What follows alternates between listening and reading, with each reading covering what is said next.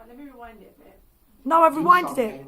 In protection of the community, and nothing was done in real terms. And then we had, incidents after incidents. And only last Friday, we had an incident reported to us that a mother and a daughter, 18-year-old daughter, in London, in Hammersmith, were attacked by a group of young women coming out of a bar in the main street.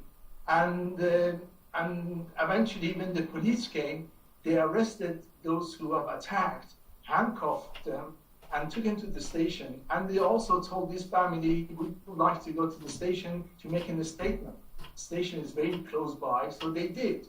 They went there, they waited 1 hour, 2 hours, nothing happened.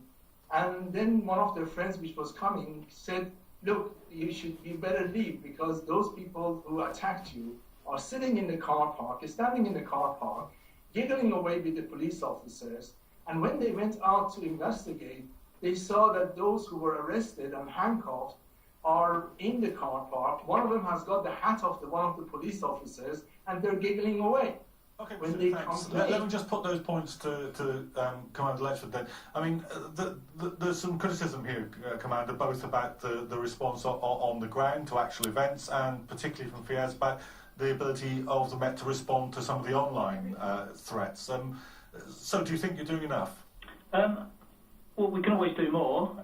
We certainly listen to the feedback from the whole range of different community advisors. Now, in relation to the police response immediately after the Woolwich incident, officers were deployed across London, across every single London borough, to engage with their community, with their community contacts. Each day we had twice a day briefings were returned from every borough, which allowed us at Scotland Yard to assess the level of concern, level of incident, and the level of engagement across London. And that's very much the policing style that we've adopted in London, which is local policing teams working with local communities. So you've had a significant amount of interaction at a local level with communities. In relation to the internet issue, now this is a huge area for us, and it's not just the police that are challenged by this. There is an awful lot of social media now. It's all over the world. It's accessible all over the world, and one of the challenges that we face is around legislation. Now, if somebody posts something on an internet site from a foreign server, then it's virtually impossible to gather that information and intelligence to secure a prosecution. There's also clear guidance from the Director of Public Prosecutions around those offences that we will prosecute. And the bar for prosecution is very, very high.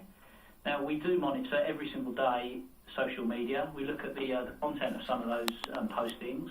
And you get postings from both sides. And often it's individuals antagonising each other, and it escalates up into name-calling and threats. And where people report those incidents, then we will look at those. We will speak to the Crown Prosecution Service.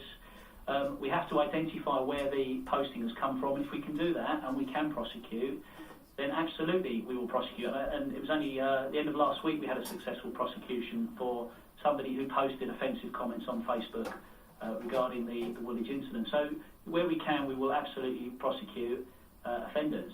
And just touching on the last incident, Hammersmith. Now, clearly that sort of behaviour, if it happened, is not acceptable. And if we can have the details of that incident, then we will certainly look into it. But we've got dedicated units across London, community safety units, over 500 police officers who are there, dedicated to deal with allegations of hate crime and abuse.